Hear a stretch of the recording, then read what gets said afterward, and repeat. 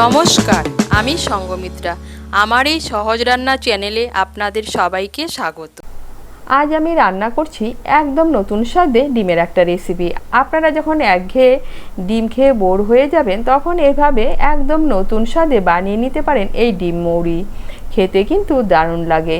আপনাদের যদি এই রেসিপিটি ভালো লাগে তাহলে লাইক এবং শেয়ার করবেন, আর রেসিপিটি কেমন হয়েছে কমেন্ট করে জানাবেন। আরও নতুন নতুন রেসিপি পাওয়ার জন্য চ্যানেলটিকে সাবস্ক্রাইব করে পাশে থাকবেন। ধন্যবাদ। প্রথমে একটা ভাজা মশলা তৈরি করে নেব। তার জন্য গ্যাসের উপর কড়াই বসিয়েছি। কড়াইটাও গরম হয়ে গিয়েছে। এর মধ্যে দিয়ে দিচ্ছি 1 চামচ মৌরি। মৌরিটাকে প্রথমে শুকনো খোলায় ভেজে নেব। এই দেখুন মৌরিটাকে শুকনো খোলায় ভেজে নিয়েছি। এখন আমি মৌরিটাকে নামিয়ে নেব, নামিয়ে গুঁড়ো করে নেব। এখন একটা মশলার পেস্ট বানিয়ে নেব। তার জন্য নিয়েছি মিক্সির ছোট জার।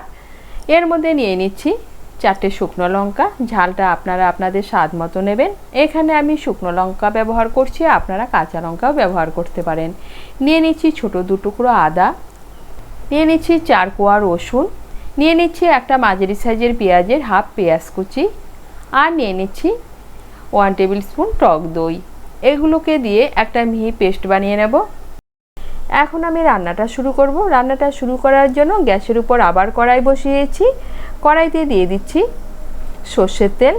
তেলটাও গরম হয়ে গিয়েছে। এর মধ্যে প্রথমেই আমি ডিমগুলো ভেজে নেব। এখানে আমি 5টা সেদ্ধ করা মুরগির ডিম নিয়েছি। ডিমগুলোকে হালকা করে একটু চিড়ে নিয়েছি।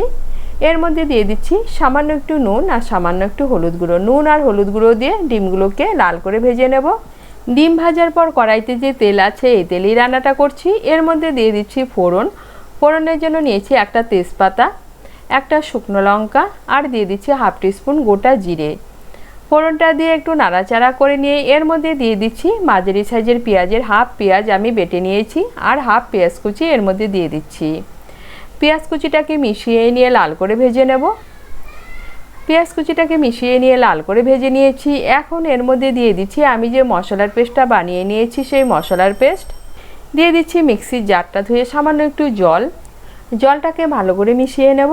জলটাকে ভালো করে মিশিয়ে নিয়েছি। এখন এর মধ্যে দিয়ে দিচ্ছি স্বাদ মতো নুন, দিয়ে দিচ্ছি হাফ টিস্পুন হলুদ গুঁড়ো, দিয়ে দিচ্ছি হাফ টিস্পুন ধনে গুঁড়ো।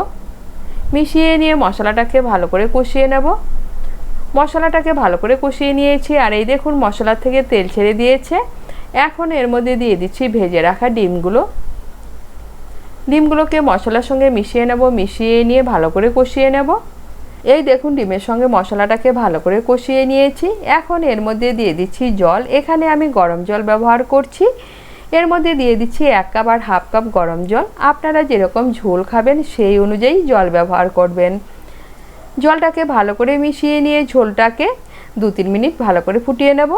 এই দেখুন গ্যাসের আঁচটাকে মিডিয়াম করে ঝোলটাকে 2-3 মিনিট ফুটিয়ে নিয়েছি। এখন এর মধ্যে দিয়ে দিচ্ছি চিড়ে রাখা কাঁচা লঙ্কা, আর দিয়ে দিচ্ছি আমি যে মৌরিটা ভেজে গুঁড়ো করে নিয়েছি সেই ভাজা মৌরি গুঁড়ো।